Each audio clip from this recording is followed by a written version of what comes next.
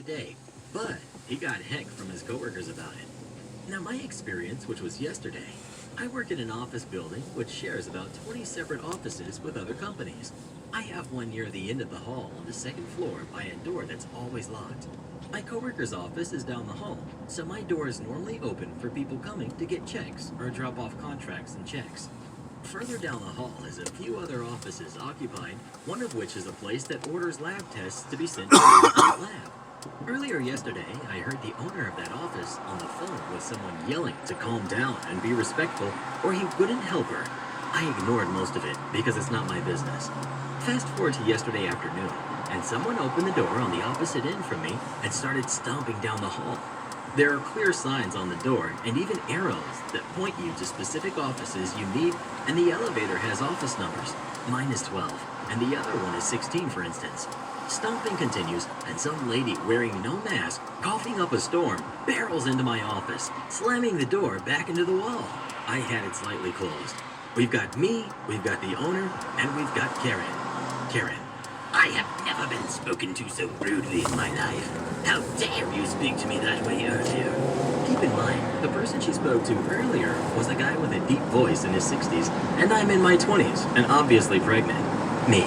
Excuse me, ma'am. I'm going to need you to step out of my office and put on a mask and speak calmly, or I will not help you. How dare you? I have respiratory issues and don't have to wear a mask. Me. That is all fine and good, but in my office, you have to wear a mask for my and my child's protection, or I will not help you. Either put on a mask or leave. I had no idea who she was yet, and thought someone was mad at my company.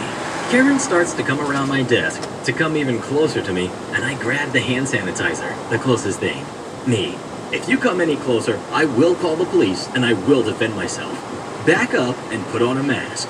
Karen grumbles, but takes steps back until she's in the doorway. You sent me to a place for testing that had a bunch of people in the waiting room, and now I'm testing positive because you sent me there. What are you going to do for me? I demand a refund, and for you to comp my next tests and visits. Okay, not my company, so I tell her. But who the heck comes into an office with no mask after testing positive? Me. You're in the wrong office. It's down the hall in Suite 16. I don't work... Yes, you do. I talked to you earlier, jerk. Me. No, you didn't. And I don't work for them. I work for XYZ, Carpenter Office. Get out now, before I call the police. I will tell them you caused me to get sick and have you arrested for endangerment. At that point, the owner of the company came back and came to hear what the commotion was about. She came up, heard the police bit, and decided to step in. Owner. Excuse me, why are you harassing my employee? She yelled at me over the phone and made me get sick. Oh, you're sick and not wearing a mask to spread it to my employee and this entire building? You need to leave now, or I will be calling the police. You wouldn't dare. Owner. OP, go ahead and call. I'll stay right here until they get here.